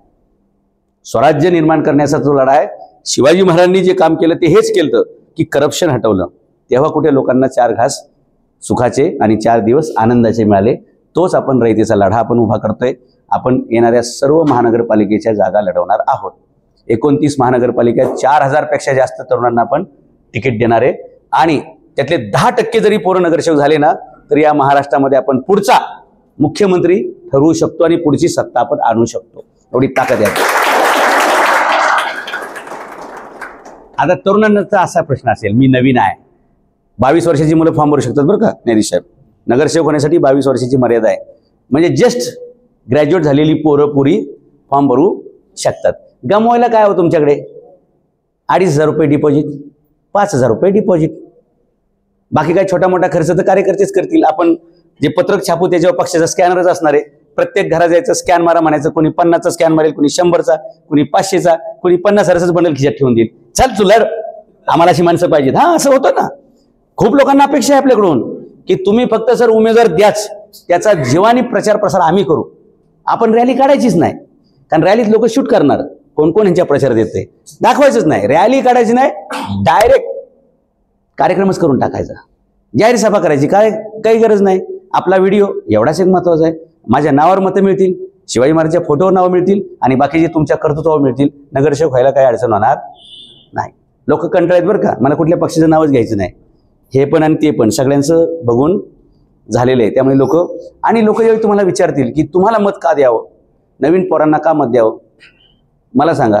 क्रांती कोण करतंय? नवीन करतंय. भविष्य कोणाचं आहे? नवीन लोक तरुणांचंच आहे. मग आम्हीच नाही उतरलं तर कोणी उतरायचं? 60-70 वर्षाच्या माणसांनी कॉर्पोरेशनला उभं राहून करायचं काय? त्यांनी आमदारकीला उभं राहावं, त्यांनी खासदारकीला राहावं. हा तरुणांचा विषय आहे. तरुणांनी उभं राहिलं पाहिजे. जस्ट ग्रॅज्युएट झालेल्या पोरांनी फॉर्म भरायला काही हरकत नाही. आणि मला सांगा ना, युरोप अमेरिकेमध्ये 40-40 वर्षाची पोरं प्राईम मिनिस्टर प्रेसिडेंट होतात. तुम्हाला 20 वर्षाच्या पोरांना नगरसेवक नाही होता येणार? एकदा करून तर बघा. दर 5 वर्षांनी आपण गाडी बदलतो की नाही? मायलेज म्हणजे हे झाल्यानंतर एक आकडा गाठला त्यांनी की 5 वर्षानंतर आपण गाडी बदलतो की नाही? दर 3 वर्षांनी फोन बदलतो की नाही? बरोबर ना? दर 2 वर्षांनी आपण कपडे बदलतो की नाही? नवीन घेतो की नाही? घरी जरी 5-50 ड्रेस पडलेले असतील तरी आपण दिवाळी आली किंवा कोणाचं लग्न आलं किंवा वाढदिवस असेल तर घेतो ना नवीन कपडे. 2 वर्षांनी कपडे बदलतो. बरोबर आहे की नाही? दर आठवड्याला आपण हॉटेल बदलतो की नाही? चवीसाठी. इकडं कसं आहे, तिकडं कसं आहे, हे काय बदलतो ना. मग जर एवढ्या सगळ्या गोष्टीत जर आपण डोकं लावतो तर आपलं भविष्य घडवण्यासाठी, समाजाचं भविष्य घडवण्यासाठी, देशाचं भविष्य घडवण्यासाठी आपण उमेदवार बदलायला नको का? असं लॉजिकली मतदाराला सांगा. त्यांना पटलं, त्यांच्या पाया पडा. बघा, ते स्कॅन पण मारतायत, 1000-500 रुपये पण देत आहेत आणि तुम्हाला सांगतील माझ्या घरातली सगळी मतं तुलाच. आणि जो माणूस स्कॅन मारणार नाही, समजायचं इथं स्कॅम होणार आहे. कळलं का? आपल्या पक्षाचा स्कॅनर असा बनवलेला आहे की ज्याच्यावर त्यांनी नाव, फोन नंबर, ईमेल आयडी टाकला आणि पैसे टाकले की त्याच्या मेलवरती दुसऱ्या सेकंदात पावती येते. त्यामुळे करप्शनला जागा नाही. बाकी ठिकाणी काय होतं साहेब? पैसे दिले गुपचूप, पावती नाही, काय नाही. आपल्याकडे 100% टॅक्स एक्झम्पशन पण ठेवलेलं आहे. जो कोणी डोनेशन देईल त्याचं सगळं 100% टॅक्स एक्झम्प्टेड आहे, टॅक्स फ्री आहे ते पैसे. हे सगळे म्हणजे थोडक्यात काय की समजा तुमच्याकडे 10,000 मताचा कोटा आहे आणि 4,000 मतं मिळले तरी तुम्ही निवडून जाता, तर तुम्ही काय करायचे? 1,000 फॅमिली अशा शोधायचे की ज्यांच्यापर्यंत तुम्ही गेले होते तुम्हाला डोनेशन देतील. डोनेशन किती पाहिजे तुम्हाला? त्यांनी 21 रुपये देऊ दे चालेल, 50 रुपये देऊ दे चालेल, 100 देऊ दे चालेल, जास्त दिले तर उत्तमच. पण जो त्याच्या कष्टाचे 21 रुपये दिले, 51 रुपये दिले, 100 रुपये दिले ना, मनात खात्री बाळगा, ज्यांनी स्कॅन मारलाय ना, पैसे दिलेत ना, 100% त्याच्या घरातली सगळी मतं तुम्हाला आहेत. 100% मत आहेत. या पद्धतीने आपण जायचंय. आणि ज्या गल्लीमध्ये तुमचा एकही स्कॅन कोणी मारणार नाही, समजायचं की ही गल्ली भक्तांची आहे. आणि भक्त सगळ्या पक्षात असतात बरं का. आता साहेब, मला परवा एक पोरगा भेटला नाशिकला, सगळी माझ्यावर चर्चा केली वगैरे, म्हणला मी अमुक पक्षात आहे, मला तुमचे विचार सगळे पटतात, पण मी माझा पक्ष सोडू शकणार नाही, कारण माझ्या नेत्यावर माझा लय जीव आहे. आता काय सांगायचं? त्याला सगळं पटतंय. मला फोन कशाला करतो माहिती आहे का? GR मला पाठवा, मला बरं GR मी पाठवायचा आणि हा त्याच्या पक्षाच्या नावाने आंदोलन करतो. ह्याच्यासारखी बदमाशी काय असेल हो? म्हणजे हे बोलताना तरी लाज वाटली पाहिजे की नाही की हा राहणार दुसऱ्या पक्षात, मला मागतोय GR आणि त्याच्यावर तो आंदोलन करणार हिरो होणार. आता मी काय करणार आहे? आपले जे पक्षाचे सगळे ग्रुप बनलेत, आपलेच कार्यकर्त्यांना ते GR पाठवणार आहे आणि त्यांनीच लगेच ते आंदोलन करायचं, म्हणजे क्रेडिट पण त्यांनाच मिळेल. आणि छोटी छोटी आंदोलन बरं का, ज्याच्यात 4 माणसं पण लागत नाहीत, 2 माणसं आपल्याला पुरेशी असतात, एक कॅमेरा धरायला आणि एक बोलायला. दोनच पुरेसे. मला सांगा ना, महाभारतात किती लोक होते हो ऍक्टिव्ह लोक? 2च, एक सांगायला आणि एक ऐकायला. दोघांनीच कार्यक्रम केला की नाही? कशाला कौरवांच्या सैन्याचा हिशोब तुम्हाला माहिती आहे का? त्या 18 अक्ष होणी सैन्यामध्ये कोण कोण नाव माहिती आहे का तुम्हाला? कोणालाच काय माहित नाही. 2च नाव लक्षात राहतात, एक अर्जुन आणि एक कृष्ण. तसं जो शूट करणार आहे तो आपला अर्जुन आणि जो बोलणार आहे तो आपला कृष्ण. बरोबर? हे 2च आपल्याला पुरेसे आहेत बरं का कुठेही क्रांती करायला. आणि गॅरंटेड तुम्ही समजून घ्या, ज्यावेळी तुम्ही एखाद्या सरकारी कार्यालयात जाताना नुसता हा बॅच बघितला, सनई छत्रपती शासन, ते पहिले तुम्हाला म्हणणार काम नंतर सांग, चहा घे पहिला चहा घ्या, सांगा आणि सही आत्ता करतो, पुढे जाऊच नका. हे सगळ्या कार्यकर्त्याचे प्रयोग झालेत बरं का. कुठेही जाऊ दे. काही लोक तर आपल्या पक्षाचेही नाहीत, मला ओळखतही नाहीत, मलाही माहित नाही त्याचं नाव काय, गाव काय, तरी तो जाऊन दम देतो. आमच्या पिंपरी चिंचवडमध्ये धपाधप कामं होत आहेत. कुणी जातोय? माझं काम करताय का? नाही तर बोलतो सरांना, हे बघा हा नंबर आहे माझ्याकडे सेव त्यांचा. काही लोक तर फोटो दाखवतात, फोटो काढलाय त्यांच्यावर, बोलू का? ते म्हणतोय झेंझे डांगवण्यापेक्षा आपलं, म्हणजे एकामुळे आपले हजारो रुपये वाया जाणार हो, आणि पुढचे खायचं बंदच होणार ना सगळं. आणि एकदा प्रकरण आपल्याकडे आलं की ते कायमस्वरूपीच नील होतंय. मग ते त्याचं ते दुकानच काउंटरच बनतो कायमस्वरूपीचा. आता आपलं पुढचं धोरण काय आहे? या तरुणांना रोजगार मिळाला पाहिजे. कसं आहे न्यायाधीश साहेब, भाषण खूप छान छान करता येईल, ह्यांना मला चढवतो पण येईल बरं का. आपण याव करू त्याव करू, हां, राष्ट्र महान करू, समाज मोठा करू आणि अमुक अमुक लय बोलता येईल मला, बरं का. बोलण्यात माझा हात कुणी धरणार नाही. मी कॉलेजला असताना मला महाराष्ट्र लेवलची 27 बक्षीस आहेत वक्तृत्वाची. तिथं भाषण नॉलेजनुसार करावं लागतं आणि कदाचित त्याची पुण्य आहे म्हणूनच मला 2023ला शिकागो धर्म परिषदेनं भाषण करायला बोलवलं. गुणवत्तेची किंमत अमेरिकेत आहे हो. 11 सप्टेंबर 1893ला स्वामी विवेकानंदांचं भाषण झालं. दुसरा भाषण करणारा माणूस तुमच्या समोर उभा आहे. ही नॉलेजची किंमत आहे, बरोबर. त्यामुळे भाषण करणं एवढंच काय पक्ष चालवणं होऊ शकत नाही. लोकांच्या राशनची व्यवस्था पण करावी लागेल, लोकांच्या हाताला काम द्यावं लागेल, लोकांना पोटाला भाकरी द्यावं लागेल. आणि हेच शिवाजी महाराजांच्या स्वराज्याचं ब्रीद वाक्य होतं, रयतेस पोटास लावणे आहे. सनई छत्रपती शासन पक्ष ह्या 3च शब्दावर चालतो आणि चालणार आहे. रयतेस पोटास लावणे आहे. आमचे 4 वेद हेच आहेत साहेब. रयतेस पोटास लावणे आहे. ऋग्वेद, यजुर्वेद, सामवेद, अथर्ववेद आमचा एवढाच आहे, बरोबर ना. वेदांचं सार हेच आहे ना, दुसरं काय. आणि मी अधिकाऱ्यांनी बोललो का आता काही धर्म हा विषय नाही, त्याच्यामुळे त्याच्यावर काही बोलणार नाही. नाही तर मला मग भगवे कपडेच घालावं लागेल. माळावर तर माझ्या गाडीतच असतात बरं का. शिकागोला गेलेले मी ते रुद्राक्षीच्या माळा वगैरे गाडीत आहेत, मी कधीतरी त्या घालतो बरं का. नाही तर काय होईल, मग मला ते कपड्याला भस्म लावावं लागेल. मी गाडीतून लोक पटापट पाया पडायला सुरुवात होईल. मग त्यातून काय होतं, भक्ती तयार होते आणि अंधभक्तांमुळे मोठं टेन्शन तयार होतं. मग ते पूजा काय करतात, पाय ताटातच ठेवा. मग ते काय खूप बऱ्याच गोष्टी असतात. असं सगळं प्रचार प्रसार वाढल्यावर मग एकदा माझ्या आईपर्यंत कीर्ती गेली. कोणी लोकांनी सांगितलं मुंबईत की तुमचा मुलगा अशी भाषणं करतो, तसं करतोय, याव करतोय, ते करतोय. ते सगळं आलं. मी एकदा मुंबईला गेलो होतो. ती मला जेवताना म्हणली, तू काही स्वतःला जास्त शहाणा समजायची गरज नाही. म्हणलं का, तुला असं वाटतंय. तर ती म्हणली, अरे तू भाषणं चांगली करतोय, बोलतोय सगळं, पण जे लोक ज्ञानोबा तुकोबाचं ऐकून सुधारली नाहीत ते तुझं ऐकून सुधारतील या भ्रमात काय तू राहू नको. म्हणलं मग तुला काय वाटतं, पुस्तकं लिहू का नको, भाषणं करू का नको. नाही म्हणले ते चांगले ते कर. म्हणलं मग त्यांनी काय होईल.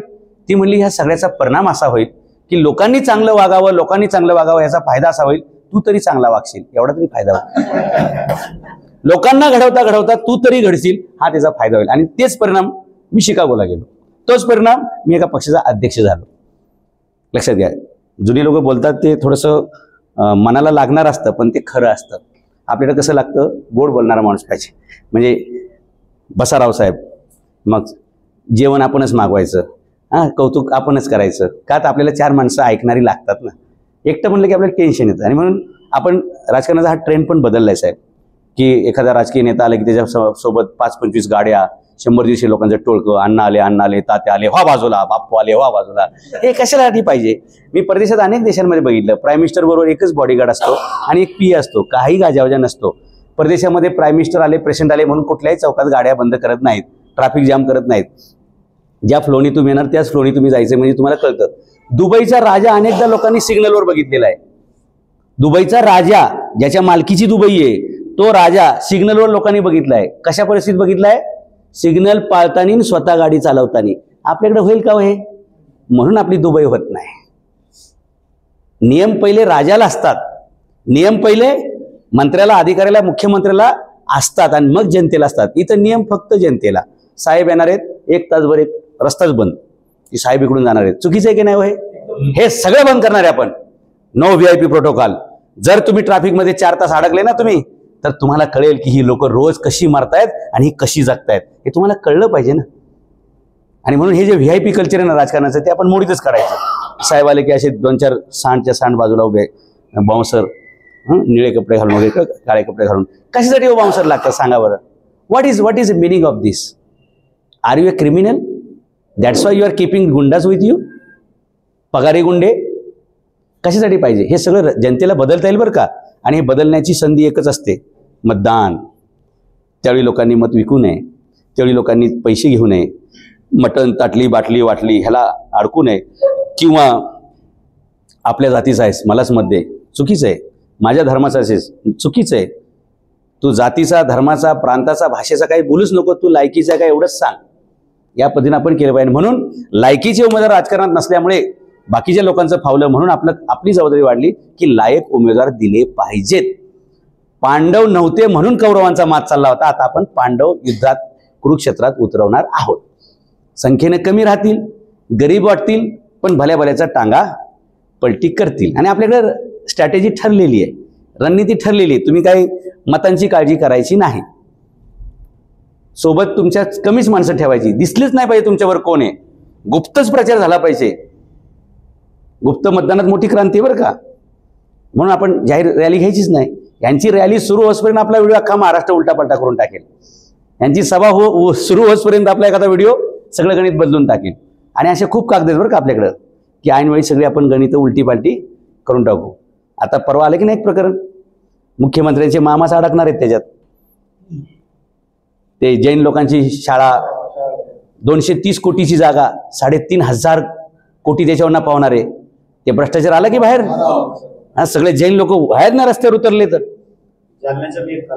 हा म्हणजे लक्षात घ्या, मतदार नागरिक गप्प बसल्यानंतर परिणाम काय काय होत आहेत, की जे समाजाने समाजाच्या पुढच्या पिढ्यांसाठी उभं करून ठेवले ते सुद्धा घशात घालण्याचा कार्यक्रम चालतो. आणि राजकारणातल्या बहुतेक पुढाऱ्यांचा हाच कार्यक्रम आहे बरं का. एकटा तोच पुढारी नाही, महाराष्ट्रातल्या बहुतेक नेत्यांनी त्या त्या जिल्ह्यातल्या अशा शैक्षणिक संस्था, मेडिकल संस्था, त्याच्यानंतर चॅरिटेबल ट्रस्ट घशात घातल्यात बरं का. आमच्याकडे पुण्यात ते मोठा पॅटर्न चालतो. मला कोणाचं नाव घ्यायचं नाही, यू कॅन अंडरस्टँड. पुण्यात म्हणलं कोण, पुण्यात इथे भ्रष्टाचारात काय होणे.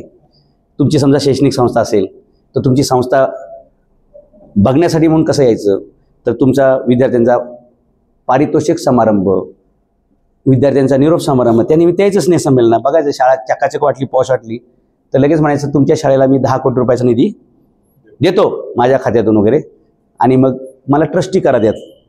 पहिली एंट्री काय, 10 कोटी देतो, 50 कोटी देतो, शाळेचा 4 मळे चढू, 5 मळे चढू, ट्रस्टी म्हणून यायचं. ट्रस्टीमध्ये आलं, 1-2 महिनेच गेले ट्रस्टी होऊन, ट्रस्टीमध्ये आले की लगेच ते 11 मधले 4-5 फोडायचे. तुम्हाला नगरसेवक करतो, तुम्हाला जिल्हा परिषद तिकीट देतो, तुम्हाला दूध संघात घेतो, तुम्हाला बाजार उत्पन्न घाटा समितीत घेतो, असं सगळ्यांना लालच द्यायचं. त्या ट्रस्टचं सगळं वाटोळ करायचं, डायरेक्ट अध्यक्ष व्हायचं. आणि ज्याची बिचाराची ट्रस्ट होती, ज्यांनी 50 वर्षे काम करून, ज्याच्या आजोबांनी वडिलांनी मेहनत करून म्हणून, त्या सगळ्यांना फक्त नामधारी संचालक करायचं ना, की संस्थाच ताब्यात घ्यायची. हा भ्रष्टाचार तर तुमच्या कधी लक्षातच येणार नाही, आला नसेल. पण आता ते जैन बोर्डिंग स्कूलमध्ये लक्षात येईल. परवा मी त्या सगळ्या जैन मुलींना भेटायला जाणारच आहे. हा, आमच्या फोनवर चर्चा चालू आहे सगळ्या त्या. पण आता माझा नियोजित दौरा आहे. मी सुबोधजींना शब्द दिलाय, सोमनाथजींना शब्द दिलाय, न्यायाधीश साहेबांना शब्द दिलाय. शब्द पाळणं हे माणसाचं राजकारणात असलं पाहिजे. म्हणून मी एवढा लांबचा प्रवास करून मुंबई, ठाणे, नाशिक आणि आता संभाजीनगरमध्ये. माझ्या पण घरी माणसं आहेत ना, जसं तुमच्यासाठी तर काय तुम्ही आता लगेच अर्ध्या तासात 1 तासात घरी जाणार आहे, पण मला तर उद्या रात्रच होणार आहे ना परत. बरं 2च दिवस मी घरी आहे बरं का. हा, आता काय रस्त्याचं बोलायचं. म्हणून मी गेल्या वेळी परत संभाजीनगर आणि नगर रस्ता टाळला. मी डायरेक्ट इकडून बीडकडे गेलो, नारायणगडावर गेलो, शिवाजी महाराजांना भेटलो, तिकडून पाथर्डी मार्गे नगरमध्ये घुसलो. आता येताना परत मी नाशिक मार्गे इकडे आलो, की परत नगर औरंगाबाद नको. म्हणजे औरंगजेबाचे जेवढे हाल झाले नसतील ना महाराष्ट्रात फिरताना, त्याच्यापेक्षा जास्त हाल फक्त नगर औरंगाबाद या रोडवरती होतात. औरंगजेबाने काय झेललं असेल तर औरंगाबादला येऊन बघा प्रवासातलं दुःख काय असतं ते. त्यांनी 27 वर्ष झेललं बिचाऱ्यांनी. तुम्ही 2-4 महिने तरी झेलू शकता. मी त्याची माहिती काढली त्या रस्त्याची, तर कोणाला तरी मोठं कॉन्ट्रॅक्ट पाहिजे म्हणून रस्ता जाणीवपूर्वक JCBनं जागोजागी उखडलेला आहे. पण जोपर्यंत माझ्याकडे पुरावा नाही तोपर्यंत मी हे बोलू शकणार. चांगला रस्ता खोदलेला आहे बरं का, JCB लावून जागोजागी टवकारलेला आहे. का कॉन्ट्रॅक्ट मिळावं, हे सगळं आपल्याला थांबवायला लागेल मित्रांनो. आणि त्याच्यासाठी लागतं काय, एक संघटित ताकद लागते. मी व्यक्ती म्हणून खूप चांगले भाषण करेल, पण ज्यावेळी निवडणुकीची वेळेत मी तुम्हाला न्याय नाही देऊ शकणार. तो न्याय देण्यासाठी मला लागेल पक्ष, आणि त्यासाठी द्यावं लागतील उमेदवार, त्यासाठी द्यावं लागेल चिन्ह, आणि मग हे कुठेतरी चित्र बदलू शकतं. आणि म्हणून नियतीने मला काय पक्षाचा अध्यक्ष केलं बरं का. मी 12मती लोकसभा लढलो. माझ्या लक्षात आलं की अपक्ष माणसाला हे कशी जिरवतात. मशीनवर नंबरच येऊ देत नाहीत. मशीनमध्ये 15 नंबर असतात किंवा 16 असतात. तुमचा नंबर पहिल्या मशीनवर आला तर तुम्हाला जास्त मतं मिळू शकतात. हे जुन्या पुढाऱ्यांना माहीत असतं. गावगुंडच असतात ते पक्के, गुंडी करण्यात एकदम एक्सपर्ट असतात. मग ते काय करतात, त्यांच्याच कार्यकर्त्यांना डमी तयार करतात. हे तुम्ही 5 लोकांनी फॉर्म भरा, तुम्ही ह्या 10 लोकांनी, आणि उमेदवार डायरेक्ट 40 तयार करतात.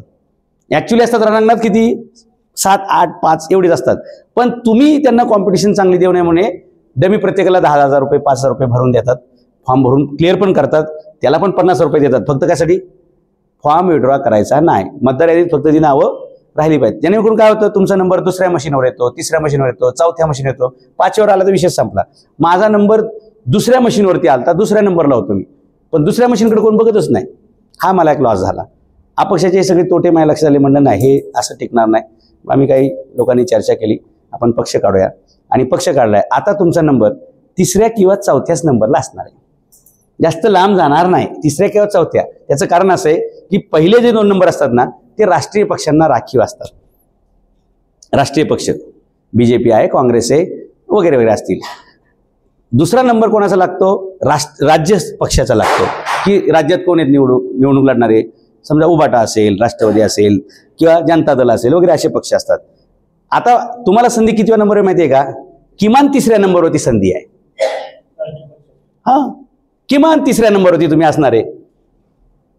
काँग्रेस BJP नंतर आपणच असणार आहे. कारण BJPच्या नंतर दुसरा कुठला पक्ष पहिल्या नंबरला नाही का? तर त्यांचा अलायन्स आहे. काँग्रेसच्या नंतर 3ऱ्या नंबरला कोण नाही, कारण त्यांचं दुसरा कोणावर अलायन्स आहे. म्हणजे महाराष्ट्रात फक्त 2च उमेदवार आहेत पहिले, एक महाआघाडी, एक महायुती. 3रा कोण आहे? सनई छत्रपती शासन. तुम्हाला 5व्या मशीनवरनं 20व्या नंबरवरनं मी कितव्या नंबरवर आणणार आहे? डायरेक्ट 3ऱ्या नंबरवरती. आणि हे गणित ज्यावेळी परफेक्ट बसतंय ना, बघा त्याचे निकाल कसे लागतात. एक तर आपण पहिल्या मशीनवर येऊ, 3ऱ्या 4थ्या नंबरला असू, आपली सगळी क्रेज तयार आपण केलेली आहे. तुम्ही तुमच्या मतदारसंघामध्ये छानपैकी फिल्डिंग लावली, तर साध्यातली साधी पोरं सुद्धा नगरसेवक झाल्याशिवाय राहत नाही. 400 मुलं कमीत कमी सभागृहात वेगळ्या पाठवणं हे आपलं पहिलं टार्गेट आहे महानगरपालिकेचं. तसंच आपण नगरपालिकांमध्ये करू, काही ठिकाणी आपण जिल्हा परिषदमध्ये करू. आता गेल्या आठवड्यात माझ्याकडे खडवली नावाची ग्रामपंचायतची सगळी पोरं आहेत, जे सगळं निवडणूक अख्खं पॅनलच गेल्या वेळेस आपल्या पक्षात आलेले. 17च्या 17 कार्यकर्ते आपल्या पक्षात आहेत. म्हणजे बिनविरोध पहिली ग्रामपंचायत आपली लागेल ती खडवली ग्रामपंचायत लागेल कल्याणमध्ये. सगळी तरुणच पोरं आहेत, कोणी म्हाताऱ्या कोताऱ्याला उभंच करत नाहीत की आता बापू तुमचं भरपूर झालं, आता आम्हाला संधी द्या. मग सगळ्यांनी कन्व्हिन्स करून ते सगळं केलेलं आहे. असं अनेक ठिकाणी, अगदी मी ज्या शहरात राहतो तिथले ना, राष्ट्रीय पक्षाचे अर्धे उमेदवार आत्ता माझ्या संपर्कात आहेत. राष्ट्रीय पक्ष की आमच्या पक्षात 20-20 लोक इच्छुक आहेत. कोणाकोणाची डाळ शिजेल बरं? मध्ये आता भेटले अक्षरशः 3-3 टर्म नगरसेवक राहिले लोक गाडीतून उतरले की असे डायरेक्ट असेच करतात, साहेब लक्ष असू द्या, म्हणजे एक तर तिकीट लागेल किंवा तुमच्यामुळे आमची विकेट जाईल. हे दोन्ही भीती आहेत. हे कशामुळे होतं? एक संघटित नेटवर्क लागतं, ताकद लागतं. त्यामुळे पहिल्यांदाच सुबोधजी लढतील, पहिल्यांदाच सोमनाथजी लढतील, जर इच्छा असेल तर न्यायाधीश पण लढतील. कदाचित तुमच्यापैकी सगळे 99% लोक आयुष्यात पहिल्यांदा निवडणुकीला सामोरे जाणार आहात, पण ती तुमच्या आयुष्यातली शेवटची निवडणूक नसणार आहे. कारण हे टप्पे आपण पुढे पुढे घेत जाऊ. लक्षात घ्या, नगरसेवक होणं, मग आमदार होणं, मग मंत्री होणं. एकदा तुम्ही आमदार झाले तर 80,000 रुपये पेन्शन येऊ मरेपर्यंत. तुम्हाला पण आहे, बायकोला पण आहे, पोरांना पण आहे. बरं तुम्ही आजारी पडले, काय तुटलं फुटलं, सगळं इन्शुरन्स फ्री आहे. शिवाय 5-50 विमानाची तिकीटं फुकट आहेत, रेल्वे फुकट आहे, जाईल तिकडे रेस्ट हाऊस फुकट आहे.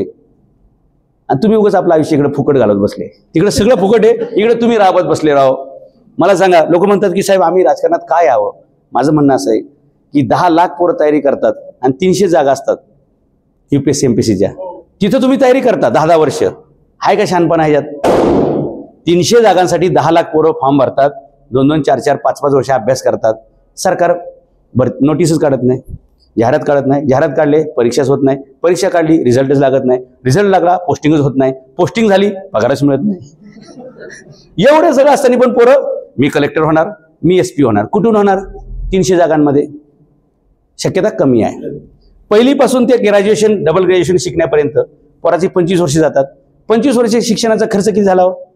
किमान 25 लाख रुपये झाला. वयाची 30 ओलांडली, गॅरंटी काय? आता कागद घेऊन फिरते इंटरव्ह्यू देत. आहे का काय सिक्युरिटी? 30 वर्ष 25 वर्ष अभ्यास कर केल्यावर सुद्धा काही सिक्युरिटी नाही. इथं कसं आहे, फॉर्म भरल्यावर 15 दिवसात निकाले. आहे की नाही? आणि संधी किती आहे? तुमच्या मतदारसंघात किती लोक फॉर्म भरणार आहेत? इथले 10, 15, मॅक्स टू मॅक्स 20. मग 20 लोकांमध्ये तुम्हाला निवडण्याचा चान्स किती आहे? 5%. 20 100. UPSC MPSC मध्ये किती चान्स आहे? 10 लाख डिवायडेड बाय 300 किंवा 300 डिवाइड बाय 10 lakhs म्हणजे किती येईल? 0.00003. तिथं डोकी लावतात कार्टी. परत 35 वर्षे झाली तरी अटेम्प्ट करणार, यावेळी क्रॅक करणार. हे क्रॅक झाले. अरे कळलं पाहिजे पहिल्या 1-2 अटेम्प्ट मध्ये की आपल्याला UPSC MPSC क्लिअर होणार नाही. पण ते क्लासवाले त्याला अशी हवा भरतात ना, तू कलेक्टरच होणार, तू एसपीच होणार, तुझ्या मागे पुढे गाड्यांचा ताप असणार, तू गाडीतून उतरला की असे लोक तुला सॅल्यूट करणार. अरे पण कलेक्टर झाले ना. ते अगोदर असं त्याला स्वप्न, आणि त्यांना सांगतात बरं का, घरात UPSC करणारे पोरं आहेत ना, त्यांना घरात सांगतात तू असं IPS झाले तर तशा कपड्यातला फोटो लावायचा, तुझा आयडल कोण असेल त्याचा फोटो लावायचा, तू IAS झालाय तसा फोटो लावायचा. फोटो लावून आयुष्य होता येईल का? पण क्लासवाले फी घेण्यासाठी असं काय त्यांना चढवतात, जी इंजेक्शन मारतात की नाही, आणि ते IPS आणि IAS अधिकाऱ्यांना आणतात. ते पैसे देऊन आलेले असतात. बरेचसे त्यातले अधिकारी त्या क्लासवाल्यांचे पार्टनर असतात जाहिरातमध्ये. तुमच्या औरंगाबादमध्ये पण एक जण आहेत असा पार्टनर, नाव काय सांगायची गरज नाही.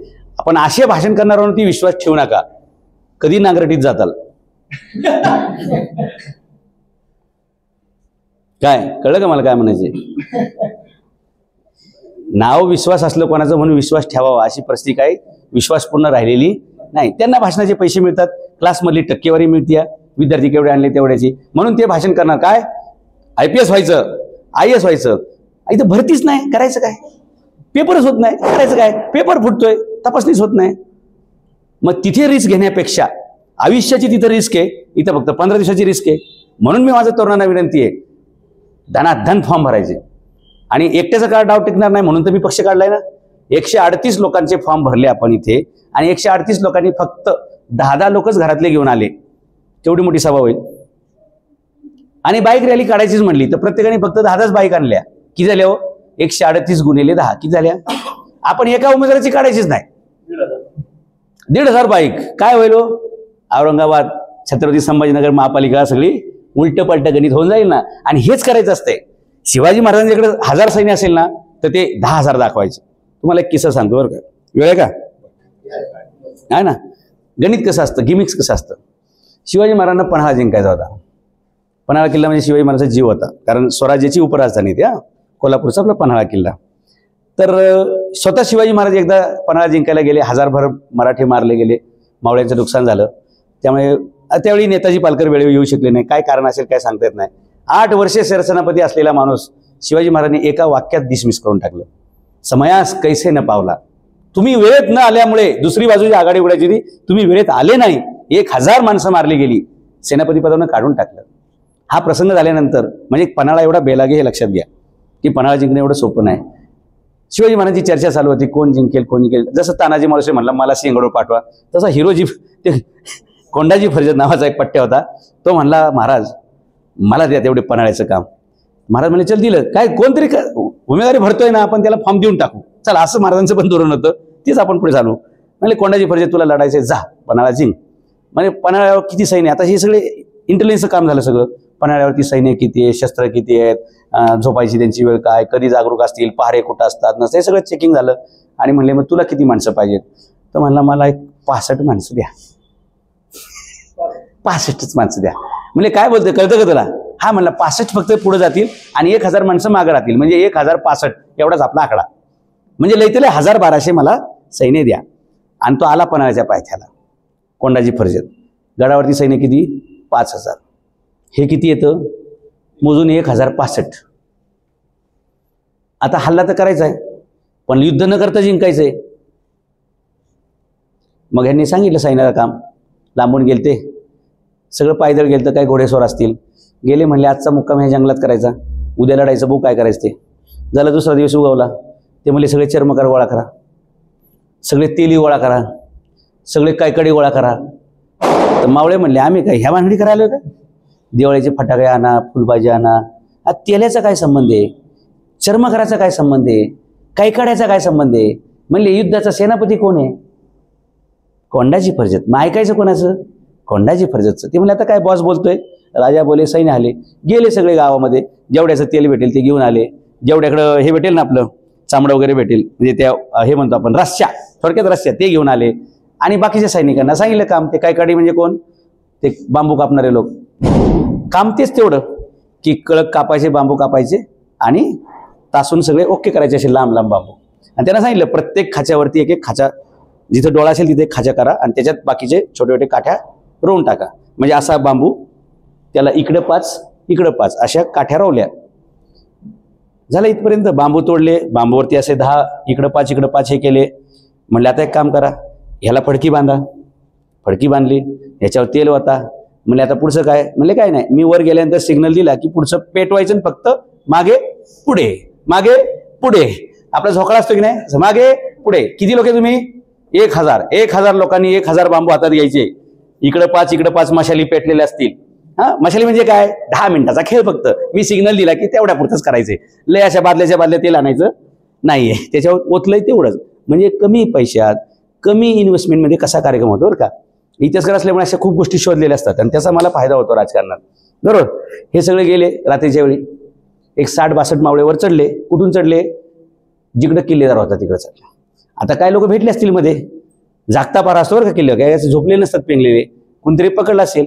जसं कोणी पकडलं लगेच ह्यांनी पिशवी काढून दिली. यात हिरे आहेत, सोन्याच्या अशर्फी आहेत, तुला ठेव, कशाला फुकट मरतो, हो बाजूला.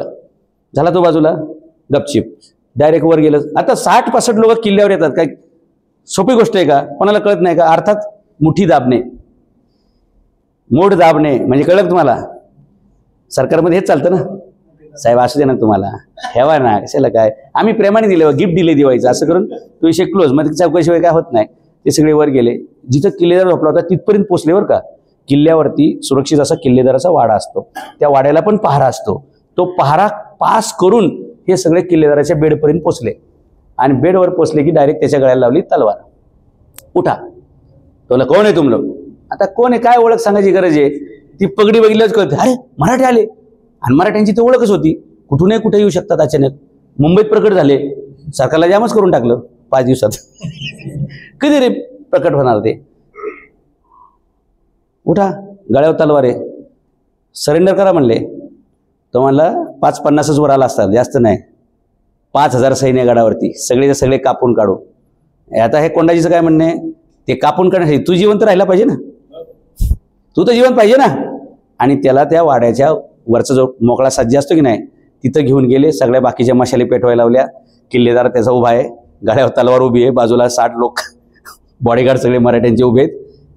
आणि सांगितलं, ये मत समजो की हम 60 लोग ही है, देखना है का ट्रेलर. फुकट मारायचं काम करू नका, सगळेचे सगळे मारले जातात. 10,000ची फौज घेऊन आलेलो आहे, पायथ्यालाच उभी केलेली आहे. गपचिप सरेंडर करायचं, नाटक करायचं नाही. असा हाग्यादम भरला. कशाला तो लढतोय? तो मला नाही, पण क्या सबूत क्या है? नीचे 10,000 लोक खडे, बघायचे का? मग त्यांनी सिग्नल दिला. मग खालच्या मशाली पेटवल्या. 1,000 मावळे होते, 1,000 बांबू होते. हां येस सर. आणि त्या 10 काठ्या रोवलेल्या होत्या, पेटवल्या सगळ्या गपागप. सैन्य पुढे चालायला लागलं. त्या आक्रमण होते किती? 10,000. कोण म्हणतो 10,000 होते? 1,000 होते. पण ते 10,000 दिसले. हे सैन्य पुढे चालायला लागलं. ह्याच्या लक्षात आलं की एक तर आपला जीव जाणार आहे, शिवाय आजूबाजूचे लोक मारले जातील. आणि हे आपली वरची लढाई होसपर्यंत खालून सगळे वर येतील, सगळेच मारले जाऊ. बिचाऱ्यांनी तलवार खाली सोडायची. सरेंडर केलं. मराठ्यांनी सांगितलं, आम्ही सज्जन माणसं असतोय, तू आमचं ऐकलंस, तुला काय मारत नाही. बायका पोरं घे, पैसे ठेव, निघितून. आणि सगळं सैन्य दुसऱ्या दरवाजाने खाली उतरवलं. निघा. सगळे गेले. एवढा मोठा पराभव झाला. तो आजूबाजूला फिरत होता जंगलात, नक्की काय झालं शोधायला. मग स्थानिक लोकांना विचारलं, काय मामला आहे? ते म्हणले, काय नाही, मराठी आलते, 2-3 दिवस इकडे एकच काम चाललं होतं. बांबू तोडा, तेल गोळा करा, कापड गोळा करा आणि रश्या गोळा करा. युद्धाचं काय? म्हणले, किती होते? लयतले 1000 होते.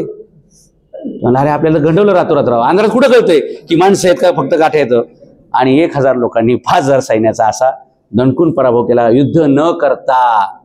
असाच आपण मोठमोठ्या किल्लेदारांचा पराभव या गनिमी काव्याच्या रणनीतीनं करणार. आणि म्हणून मी जूनपासून व्हिडिओ टाकले. आता त्या प्रत्येक व्हिडिओला 2 मिलियन, 5 मिलियन, 10 मिलियन असे व्ह्यूज आहेत. मग ते व्ह्यू लोक शेअर करतात. ते काय वाटतं त्यांना? ते हे थोडी बघतात की 6 महिन्यापूर्वीचा व्हिडिओ आहे. ते काय बघतात? खाली व्ह्यूज किती आहेत, आहे की नाही रणनीती. काय निवडणुकीत व्हिडिओ टाकला तर लाखभरावर जाईल, जास्त पुढे जाणार नाही. पण तो 20 लाख, 30 लाख, 50 लाख असं दिसल्यावर त्याचं इम्प्रेशन पडतं ना. म्हणून हे गनिमी काव्याचा भाग म्हणून ॲडव्हान्समध्ये सगळे व्हिडिओ टाकलेत. आणि ते सर्वस्पर्शी आहेत. भ्रष्टाचार हा काही एक पिंपरी पालिकेपुरता नाही आहे, सगळीकडे. त्याप्रकारे सगळीकडचा भ्रष्टाचार खणण्यासाठी तुम्ही सगळ्यांनी राजकारणात आलं पाहिजे, निवडणुका लढवल्या पाहिजेत. UPSC MPSC करायला 20-25 लाख रुपये जातात, आयुष्याची 20 वर्ष जातात. बाकीच्या परीक्षा द्यायला पण 20-25 लाख रुपये जातात, इथं काय जाणार आहे तुमचं? त्याच्यापेक्षा कमी पैसे जाणार आहेत, पण जिंकण्याचे चान्सेस जास्त आहेत. आणि म्हणून आपण लढण्याची जोखीम जर घेतली नाही तर मरण्याची जोखीम घ्यावी लागेल. लढण्याची जोखीम घेतली नाही तर मरण्याची जोखीम घ्यावी लागेल. म्हणून शाणे असतील ते लढायला तयार होतील, आणि जे शाणे आहेत त्यांच्या पाठी उभे राहायला मी तयार आहे, मी ऑलरेडी तयार आहे. आणि तुम्हाला जिंकून देण्याची सुद्धा जबाबदारी माझी राहील. मोठे मोठ्या सभा होत्या, काय फरक पडत नाही. मुख्यमंत्री होते, प्राईम मिनिस्टर होते, अरे लोकल प्रश्न आहेत. मावशींनी मग सांगितल्याप्रमाणे तुमच्या नळाला पाणी आले की नाही हे नगरसेवकचं काम आहे, रस्त्याचं खड्ड्याचं काम ते नगरसेवकचं काम आहे, कचऱ्याचा प्रश्न ते नगरसेवकाचं काम आहे. तिथं प्राईम मिनिस्टरचा फोटो कामाला येत नसतो, तिथं मुख्यमंत्र्याचा फोटो कामाला येत नसतो, आमदाराचा खासदाराचा फोटो कामाला नसतो. नगरपालिका ही सेपरेट बॉडी आहे, त्याचे प्रश्न वेगळे आहेत. आणि त्यासाठी तुमच्या गल्लीत राहणारा, तुमच्या परिसरात राहणारा जीवाभावाचा माणूस लागतो. आणि म्हणून तुम्ही ते जीवाभावाचा माणूस होणं ही तुमची काळाची गरज आहे. त्या दिशेने तुम्ही चला. सगळ्या तरुणांचं आम्ही स्वागत करतो. 138 पूर्ण आपल्याला लढवायचे, आणि ते सगळे मिनिमम ग्रॅज्युएट असतील. इथे मी जात, धर्म, भाषा, प्रांत हा फॅक्टर शिल्लक ठेवणार नाही. एकच फॅक्टर, तो ग्रॅज्युएट असला पाहिजे आणि त्याला समाजासाठी काहीतरी करण्याची इच्छा असली पाहिजे. पैशाची काळजी करायची नाही. तुम्ही नगरसेवक झाल्यावर तुम्हाला करोडपती करायचं काम मीच घेतो हातात, करणार तुम्हाला करोडपती. पण भ्रष्टाचार न करता आणि सरळ मार्गाने, टेंडरमधून पैसे, खड्ड्यामधून पैसे, खराब पाईपलाईन पैसे हे नाही. सिंगापूर देशामध्ये जर एखाद्या अधिकाऱ्यांनी चांगलं काम केलं, पैसा मिळवून दिला सरकारला, देशाचा फायदा केला, तर समजा त्यांनी 100 कोटीचा फायदा करून दिला तर त्याचे 10% त्या अधिकाऱ्याला टॅक्स फ्री पैसे दिले जातात.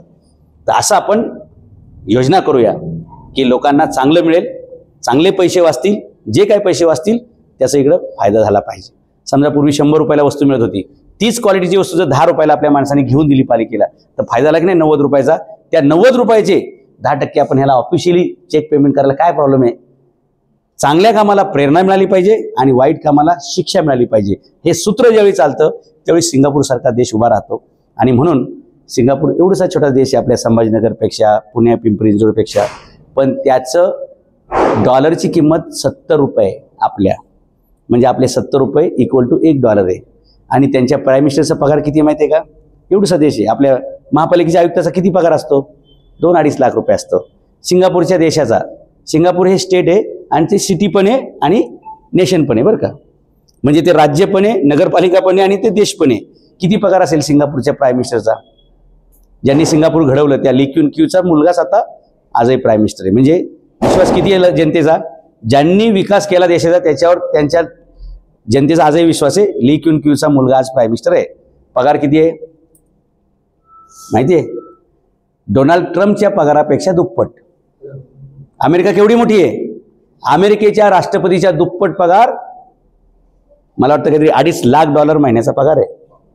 $2.5 लाख, 2 लाख म्हणजे असं काहीतरी, म्हणजे 2.5 लाख आपण पकडू. $2.5 लाख म्हणजे डिवायडेड मल्टिप्लाय बाय करा बरं 90 किती झाले हो? 2.5 लाख गुणिले 100नेच करा ना, किती होतील? हा,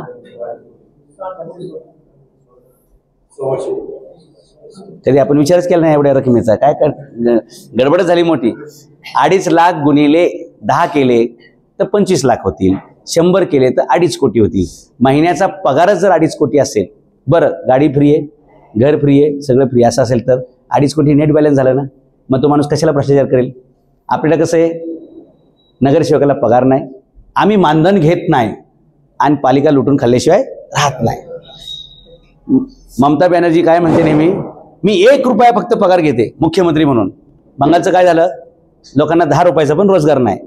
मला तर आश्चर्य वाटतं की बंगालमधले लोक कसे असतील हो, ज्यांनी बिर्लाला पळवून लावला. टाटांना वाटलं नाही चुकून त्यावेळी काही गडबड झाली असेल 90च्या दशकामध्ये, आपण यांच्या रोजगारासाठी काहीतरी करू, सिंगूरला मोठा प्लॅन्ट लावू. टाटांना हाकलून लावलं. ज्या ममता बॅनर्जींना टाटांना कलकत्त्यामधून हाकलून लावलं बंगालमधून, बंगालच्या लोकांनी ममता बॅनर्जीला निवडून दिलं. म्हणजे लोक किती शहाणे असतील. जिने रोजगार पळवून लावला, लाखभर लोकांचं घर चाललं असतं, त्याला पळवून लावलं. आता परत टाटा तिकडे जातील का? जे सिंगूरमध्ये झालं तिथे बेरोजगारी वाढली, तोच प्रकार आज महाराष्ट्रातल्या प्रत्येक MIDCत चालतोय ना. उद्योजकाला त्रास द्यायचा, त्याला पळवून लावायचं, आणि तरी पण त्याच पक्षाचा माणूस नगरसेवक होतो. हे चुकतंय की नाही गणित? उद्योजकाला प्रोटेक्शन मिळालं पाहिजे, उद्योजकाला चांगली संधी मिळाली पाहिजे. ती मिळण्यासाठी तुम्ही नगरसेवक व्हायला पाहिजे. तुम्हाला चांगले उत्पन्नाचे सोर्सेस मिळवून द्यायचं काम माझं राहील. तुम्हाला चांगले उद्योग शिकवेल मी, की या कष्टातून तुम्ही खूप चांगले चांगले पैसे कमवू शकता. आणि म्हणून तरुणांना उद्योगात आणण्यासाठी या महानगरपालिका क्षेत्रात आणि प्रत्येक महापालिका क्षेत्रात आपण 1,00,000 लोकांना उद्योजक करणार आहे. तरुण असतील, तरुणी असतील, त्या 1,00,000 मुलांना मुलींना आपण उद्योग करायला जागा, भांडवल, ट्रेनिंग आणि लायसन ह्या 4ही गोष्टी करणार आहे. आणि हे मी का सांगतोय, याला माझ्याकडे कायदेशीर आधार आहे. सुप्रीम कोर्टाच्या ऑर्डर्स आहेत, केंद्र सरकारचे आदेश आहेत, राज्य सरकारचे धोरणं आहेत. परवा मी अंधेरीमध्ये भांडायला गेलतो, व्हिडिओ अजून टाकलेला नाही, परवाची गोष्ट आहे. एका बाईचं दुकान तोडलं पालिकेनं. ती मला डायरेक्ट पुण्याला भेटायला आली. जागा मेरीटाईम बोर्डाची होती, पालिकेला अधिकार नव्हता, तर तिचं तोडलं आणि 5 महिने झाले तिचं दुकान ते बंद आहे. म्हणजे रोजगाराचा सगळा प्रश्न. ती आम्हाला येऊन भेटली. आता मला सेपरेट तेवढ्यासाठी मुंबईला जाणं शक्य नव्हतं, दौरा होता, गेलो. दौऱ्यावर जायचं कारण पण हे होतं की त्या अधिकाऱ्यांनी पहिल्यांदा माझा फोन घेतला रविवारी, नंतर कळलं की काहीतरी काम आहे, त्यांनी परत माझा फोनच घेतला नाही. म्हणलं जो फोन घेत नाही त्याला फोनचं महत्त्व कळलं पाहिजे, फोन किती भारी पडतो हे त्याला कळलं पाहिजे. आपण फोन घेऊन जायचं.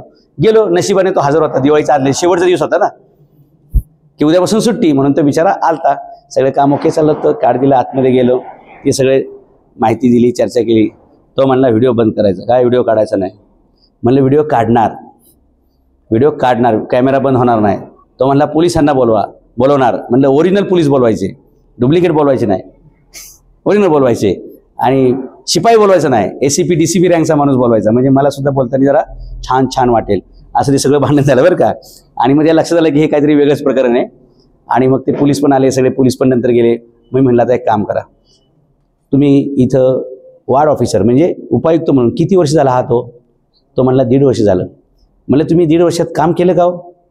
फेरीवाला समिती बनवायची असते, 45 दिवसाच्या आत. हा घ्या GR. इथं पदावर बसल्यावर 30 दिवसात सर्वेक्षण करून 45 दिवसात अध्यक्ष सगळी कमिटी नेमायची असते. नेमली का? हा 2017चा महाराष्ट्र सरकारचा GR वाचा. हे महाराष्ट्र सरकारचं धोरण 2016 वाचा. हे केंद्र सरकारचं धोरण 2017 वाचा. हे अमरावती महानगरपालिका उपविधी वाचा. हे गव्हर्नमेंट ऑफ इंडियाचं गॅजेट वाचा. ही सुप्रीम कोर्टाची ऑर्डर वाचा. म्हणलं 1 किलो कागद दिलेत, मिठाई नाही, 1 किलो कागद दिलेत, दिवाळीत वाचा, ज्ञानात भर टाका. त्याच्या लक्षात आलं की डेंजरस माणूस दिसतोय बरं का. अशी यादी दिली आहे, व्हिडिओ मॅगडे अख्खी थप्पीच दिली. आणि म्हणलं या बाईचं दुकान ज्यावेळी पाडलं, नोटीस दिली का? 30 दिवसाची नोटीस द्यायला पाहिजे. नाही, तोंडी दिली ती. म्हणलं तोंडी प्रशासन चालत नाही, मी तुमच्यावर FIR करू शकतो. तोंडी नोटीस चालत नाही, तुम्ही कायद्याचा भंग केलाय, तुम्हाला नोटीस देऊ शकतो, मी नोकरी घालू शकतो तुमची. म्हणलं ज्या JCBने तुम्ही हिचं दुकान पाडलं, त्या JCBची वर्क ऑर्डर मला पाहिजे. तो JCB तुम्ही कायदेशीर बोलवला होता, त्याला कायदेशीर पगार दिलेला आहे, हे सगळं मला पाहिजे. तो JCB पण इलिगल होता. म्हणलं JCB जप्त करून टाकेन, तुमची नोकरी जाईल, JCB जप्त होईल. आणि म्हणलं या महिलेचं तुम्ही काम केलेलं नाही, हिचं नुकसान झालेलं आहे, तुमच्या अजून 2-4 गुन्हे दाखल करेल. गुन्हे पाहिजेत का पुढे हिचं काम करायचंय? लगेच सगळे अधिकारी वगैरे बोलवले, काम मार्गी लावून टाकलं. मुंबई महापालिकेत असं कायदा माहीत असला ना की तुमचा फायदा सगळीकडेच आहे. तुम्ही प्रत्येकाचं काम करू शकता, लोकांना घडवू शकता, मदत करू शकता. ते आपण सगळ्यांनी करूया. आता या ठिकाणी आपण ज्यांना पदं द्यायच्यात, ठीक आहे, 9 वाजले, ज्यांना पदं द्यायची. कारण मी अध्यक्ष असल्यामुळे सोबत जी अडचण अशी आहे, थांबा असं कोणी म्हणायचं? पक्षात राहील का तो? अशी भीती मनात असते की नाही? असते की नाही? मग तो फायदा आहे की नाही मला? बरं, एवढ्या लांब आले तर थोडंफार बोललं पाहिजे, कारण परत संधी मिळेल की नाही मला सांगता येणार नाही की मी प्रचाराला येऊ शकेल किंवा नाही, कारण एकंदरीत परिस्थिती बघता. नाही तर मग मला हेलिकॉप्टर घेऊन यावं लागेल, दुसरा पर्यायच नाही माझ्याकडे. बाय रोड तर शक्यच नाही. आणि तुमच्याकडे ट्रेनचं तर काय, रात्री निघल्यावर दुसऱ्या रात्री पोचते असं मी ऐकलंय. त्यामुळे अख्खा दिवस मी ना पुण्यात ना संभाजीनगरमध्ये असं होऊ शकतं. त्यामुळे ती पण मला काही रिस्क घेता येणार नाही. गरज पडेल आपण चॉपर वापरू, काय प्रॉब्लेम नाही, कारण मी याच्या अगोदर चॉपरनी फिरलेलं आहे. त्यामुळे चॉपर काय आपल्यासाठी नवीन नाही. आता मी ज्या जिल्ह्यात गेलो तिकडे वेगळाच प्रकार चालू होता, कायद्याचा बालेकिल्ला नाशिक जिल्हा असं सगळे लोक बोलायचे. आपलं हेलिकॉप्टर, चॉपर मीन्स हेलिकॉप्टर, ते आपण वापरू, ते काही प्रॉब्लेम नाही. काय त्याला खर्च असतो थोडाफार. ते उमेदवार सगळे मिळून ते गोळा करतात. एकच सभा घेणार बरं का साहेब, एकच सभा. 138 उमेदवारांसाठी एकच सभा, म्हणजे एक पूर्ण दिवस द्यायचा. मेन पॉकेट्समध्ये हे करायचं. आणि औरंगाबादमध्ये संभाजीनगरमध्ये माणसं गोळा करणं काय अवघड नाही. जिथं ऑलरेडी गर्दी आहे तिथंच घुसायचं. तुम्ही घाबरूच नका, गनिमी गाव आपल्याकडे फारी आहे. हां, आता मी पण माझ्याकडे काय करणार आहे, कुठले व्हिडिओ काढणार आहे मी माहिती का? जिथं मजूर अड्ड्यावर लोक सकाळी सकाळी येतात कामाला जाण्यासाठी, 1000 2,000 माणसं असतात, डबा घेऊन आले असतात, कोणतरी कंत्राटदार येईल आणि मग आपल्याला कामाला घेऊन जाईल, ते असतात. ते 7 वाजता जमा होतात, 7:30लाच आपली गाडी थडकणार. आणि मग आपल्या सभेला गर्दी किती? 1000 लोक. आणि उभ्या बसावा, कोणाची परमिशन लागत नाही, काय नाही काय नाही. लोक मी आणलेत का? पैसे दिलेत का? पण सभेला माणसं किती आहेत आपल्या? 3 मिनिटाचा व्हिडिओ काढायचा आणि पुढे सारा करायचा, संपला विषय. वेगळ्या. आणि त्या लोकांचा काय फायदा असतो माहिती का? लोकांना एक गोष्ट आवडते बरं का, त्या सगळ्यांना फुटेजमध्ये घ्यायचं. कॅमेरा माझ्यावर नाही जास्त ठेवायचा, ते सगळ्यांना कसं फिरवायचा. हे बघ मी व्हिडिओ दिसतोय हे दाखवण्यासाठी ते सगळ्यांना व्हिडिओ शेअर करतात. झालं की नाही प्रचार? हे कळलं पाहिजे ना आपल्याला. असं असतं ते. आता अधिकाऱ्यांचा मी व्हिडिओ काढतो ना, त्याच्या मित्रांनाच पहिला पाठवतो. मग ती जी दहशत बसते की नाही, अरे आतापर्यंत वाटत होतं तू लई सज्जन आहे पण किती फ्रॉड आहे कळलं आम्हाला आता. मग तो जो दबाव येतो ना, अक्षयचे परवा एक अधिकारी काय म्हणणार का, साहेब तुम्ही आतमध्ये आले ना तर पहिलं आम्ही तुम्हाला विचारत जाऊ नक्की काय काम आहे काय विषय. कारण तुम्ही व्हिडिओ काढला ना, बायको घरी नाराज होती, पोरं शाळेत नाराज होतात, की पोरांना दुसरी पोरं विचारतात काय रे तुझा बाप एवढा कसा काय फ्रॉड रे, मी व्हिडिओ बघितलाय. बायको कुठे बाजारात गेली तर तिच्या मैत्रिणी विचारतात सोसायटीत, अरे तुझा नवऱ्याचा व्हिडिओ बघितला, कसली लफडी करतो राहा, 1200 रुपयाची वस्तू 64,000 रुपयाला खरी करतो, एवढं कुठं असतं का. मग ही जी समाजात प्रतिष्ठा खाली जाते ना, त्याला हे भीतात.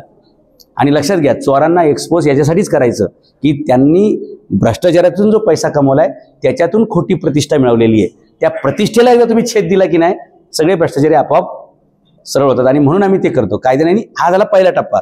पुढे इलेक्शन झाले, आपण बरेचसे अधिकारी जेलमध्ये टाकणार म्हणजे टाकणार, म्हणजे सेक्शन 439 लावणार म्हणजे लावणार. भ्रष्टाचार करणाऱ्याला शेवटचा अड्डा एकच, त्याला जेलमध्ये आपण टाकूया. त्यामुळे जनता आपल्या सोबत मोठ्या संख्येने आहे. सगळ्यांना शुभेच्छा. आता जेवढे जमलेत त्या सगळ्यांनी प्रचार करायचा आहे. तुम्हाला गाड्यांना लावायचे स्टिकर देतो, खिशाला लावायचे बॅच देतो, बरोबर. पालिकेत काम नसलं तरी फक्त एक चक्कर मारून बघा, तुम्हाला डेमो दिसेल. चहा पाजूनच अधिकारी सोडणार तुम्हाला. तुमचं काय काम नसतं, तुम्ही फक्त चक्कर मारायला जा. आपण शेतावर फिरायला जातो तसं बघा अधिकारी तुम्हाला कसं रिस्पेक्ट देणार. काहीतरी कॅमेरा असेल त्यांच्याकडे. मी पालिकेत जायच्या वेळी काय होतं माहिती का, माझी गाडी आली असं कळलं की गेटवरूनच मेसेज सुरू होतात, सावधान, जो सापडेल तो जबाबदार राहील. अगदी कमिशनरने एकदा मीटिंग घेतली की जर कोणाचा व्हिडिओ काढला गेला तर माझ्याकडे यायचं नाही, मी मदत करू शकणार नाही, कारण हा माझे पण व्हिडिओ काढतो. त्यामुळे मी तुमची काय मदत करू. त्यामुळे जर कोणी पकडला गेला तर ती त्याची वैयक्तिक जबाबदारी राहील. म्हणजे माझे कुटुंब माझी जबाबदारी. हे कोरोनात होते की नाही, तसे माझी खुर्ची माझा व्हिडिओ माझी जबाबदारी. आणि मी गेल्यावर काय प्रश्न विचारले काही सांगता येत नाही. आणि अचानक गेलेलो असतो मी. हे कावळे किती वाजता बसतात तर दुपारी 3 नंतर जायचं. लक्षात घ्या, कोणत्याही सरकारी ऑफिसमध्ये सकाळी 10ला थडकायचं नाही. कुणी जागेवर नसतो. डबा खायला बाहेर जो जातो तो डायरेक्ट 3लाच येतो. म्हणून आपण 3 वाजता जायचं. 3 ते 5 ह्या वेळेत सगळी कामं होतात सरकार दरबारची. जेवलेले असतात, निवांत बसलेले असतात. नेमकं त्यावेळी जायचं.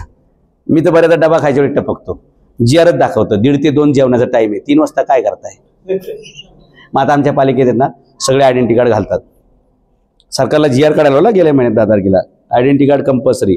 काय हो मला सांगा, मोर्चा काढला का, मी आंदोलन केलं का, फक्त 2-3 व्हिडिओज काढले ऑफिसमध्ये जाऊन.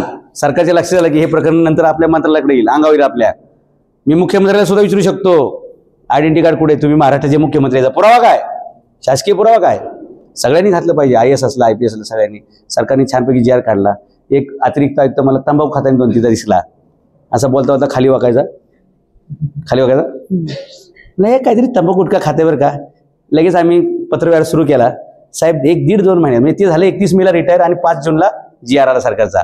शासकीय परिसरामध्ये अधिकाऱ्यांनी कर्मचाऱ्यांनी तंबाखू गुटखा आणि इतर मादक पदार्थाचं सेवन करू नये असे जीआर दनादन काढायला आपण लावतो. आमच्या पालिकेत तर खतरनाक कार्यक्रम चाललेला असतो. मी गेलो की सगळीकडे मेसेज जातात.